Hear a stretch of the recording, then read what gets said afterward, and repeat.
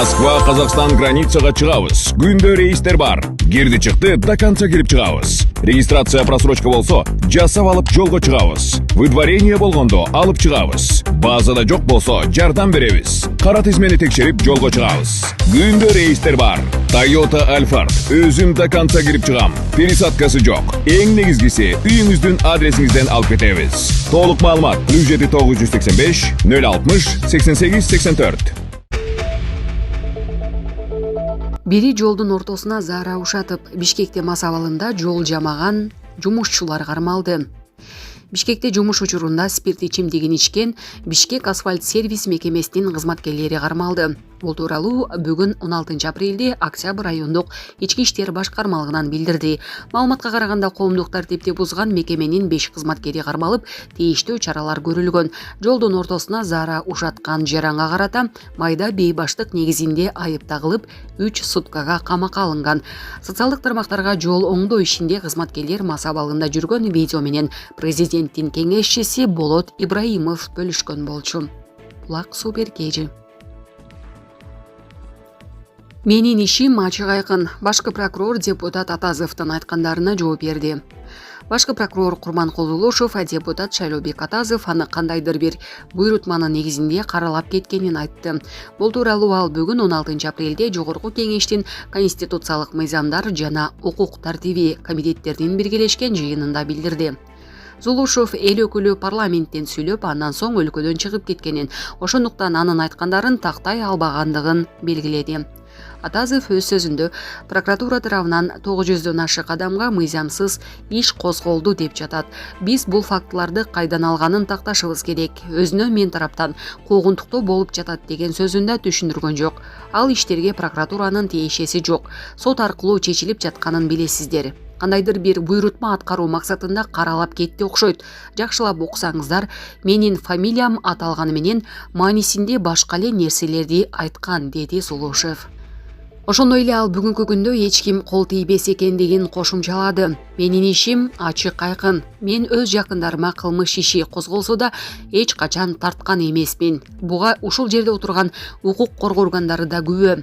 Президенттин Камчыбек Ташиевдин менин туугандарыма карата козголгон кылмыш иштерине бир дагы кийлегишүү жок. Бул өлкө башыбыздын талабы.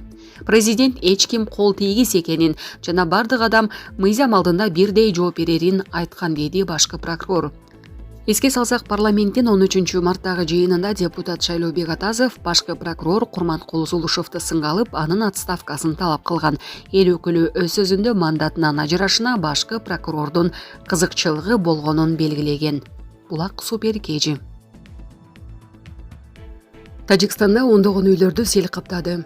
Тажикстанда ондогон үйлөрдү сел каптаганын бүгүн 16 апрелде Азаттыктын тажик кызматы жазды. Айрыкча Багдад шаарынын жана Рудаки районунун айрым жерлери жабыркаганы, сел 15 апрелге караган түнү жааган нөшөр жаандан кийин башталганы маалымдалды. Расмий маалыматта айтылгандай, жергиликтүү тургундар арасынан эч ким жабыркаган жок. Рудаки районунда 24 үйдү суу каптады. Борбор кала дөшөмөдө нөшөр жаандан кийин айрым жолдор убактылуу жабык болуп турду. Өзгөчө кырдаалдар комитети жаратылыш кырсыгы боюнча жерлерге атайын техника жетиштүү жөнөтүлгөнүн, коргонуу жана тазалоо иштери жүрүп жатканын билдирди. Бирок Азодия радиосунун кабарчылары жеринен маалымдагандай, техника жетишпей, адамдар тазалоо иштерин өз алдынча жүргүзүүгө мажбур болуп жатышат. Азодия радиосу билдиргендей, Тажикстан төрдөө жаратылыш кырсыктарынан жыл сайын миллиондогон доллардык чыгым тартат. Жазында сел бир топ аймактарды каптайт. Булак Азаттык. Тажикстан туркиялыктарга виза режимин киргизди. Тажикстанга туркиялыктар эми виза менен кирип калат. Бул туурасында Спутник Тажикстан жазды. Жаңы эреже бир нече күндөн кийин тагыраагы 20 апрелден тарта иштей баштайт. Тажикстандын тышкы иштер министрлиги мындай чечим өз ара иштешүү принциби боюнча кабыл алынганын айткан. Буга чейин Туркия президенти Режеп Тайип Эрдоган тажикстандыктар үчүн визасыз режимди жокко чыгарган эле. Алар да 20 апрелде белгилеген. Булак Спутник кежи. Ноокенде жол кырсыктан көз жумган аялдын туугандары тергөөчүгө кол салды. Ноокенде жол кырсыгынан көз жумган аялдын туугандары тергөөчүгө кол салганын Жалал Абад облустук ички иштер башкармалыгынын маалымат кызматы билдирди.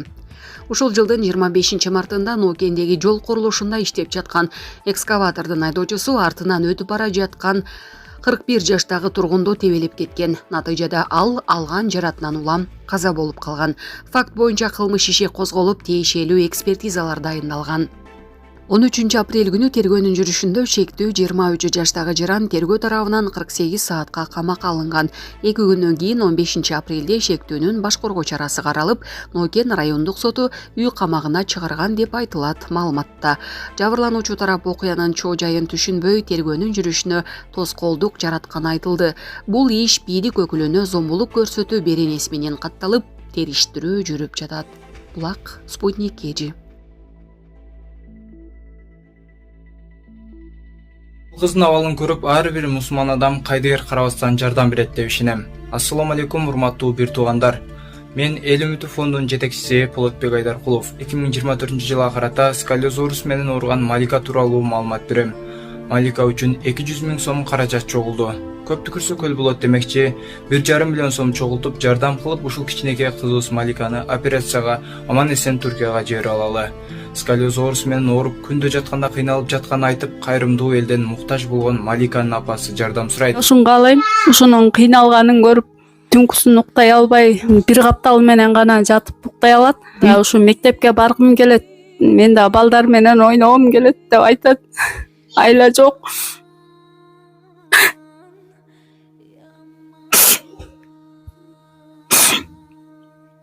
Ушу кызыбыздын сакайып, балдардай болуп ойношун каалайбыз. Мага жардам берип койгула, силерге аргылар болсун. Мен да айдын кыздарындай болуп баскым келет, жашагым келет.